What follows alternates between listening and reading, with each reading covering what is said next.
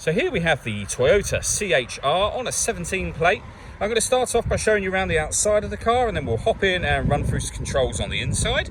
But from the outside, you can see it's a 5-door car with alloy wheels and tinted windows.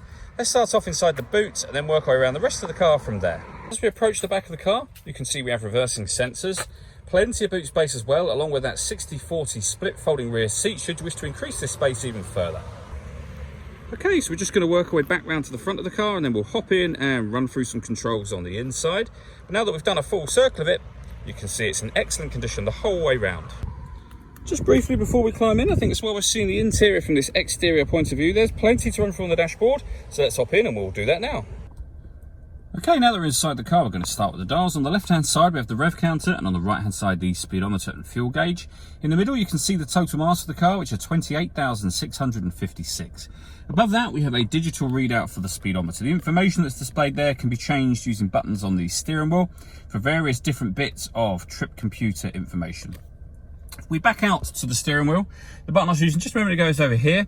Also over that side, we've got cruise control with speed limiter. We've got lane departure warning system as well, and forward collision warning systems. And on the left-hand side, we have stereo and phone controls. The phone controls can only be used after such time as you have paired up your phone, which is done over on the touchscreen in the center just here. You can also see this is where, of course, your music will be housed. We have AM, FM, and DAB radio, auxiliary input, Bluetooth audio, a couple of different apps you can connect, iPod input, and also USB input as well. On top of that, this screen is where you'll find your reversing camera with guidelines showing you what direction the car is headed in relation to the image that you see on the screen. And on top of that, we also have satellite navigation. There's a full video that shows how this works, which you can find on our website. You'll also find that same video on our YouTube channel as well.